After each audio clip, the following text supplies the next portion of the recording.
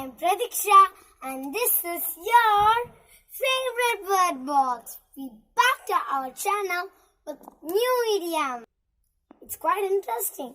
And if you're ready, let's get started.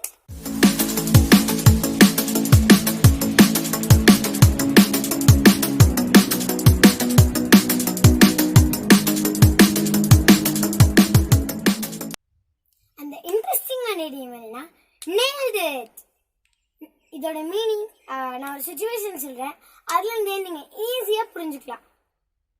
நீங்களும் உங்கள் ஃப்ரெண்டும் ரொம்ப நேரமாக உன்னை பற்றி டிஸ்கஸ் பண்ணிட்டு இருக்கீங்க, அதுக்கு சொல்யூஷனே கிடைக்கல.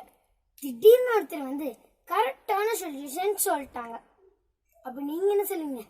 சரியா சொன்னீங்க, யூ nailed it.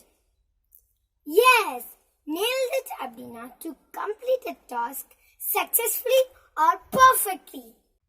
அந்த பிளேஸ்ல யூஸ் பண்ற இடியம் தான் nailed it.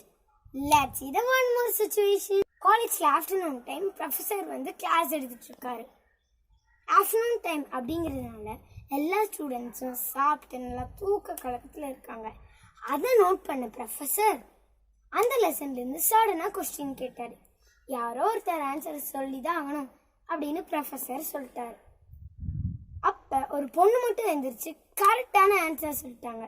அப்ப அந்த ப்ரொஃபசர் சொன்னாரு, யூ டோட்டலி nailed it-மா. அதாவது கரெக்டான டைம்ல பெர்ஃபெக்டான ஆன்சர் சொன்னதுனால அதை கொஞ்சம் எக்ஸாக்ரேட் பண்ணி சொல்றது தான் டோட்டல் nailed it. இதை இன்னும் கரெக்டாக எப்படி சொல்லணும்னா, உங்கள் ஃப்ரெண்ட் வந்து காம்படிஷன்லையோ இல்லை எக்ஸாம்லேயோ ரொம்ப சூப்பராக பட்டாங்க. அப்போ நீங்கள் என்ன சொல்லுவீங்க?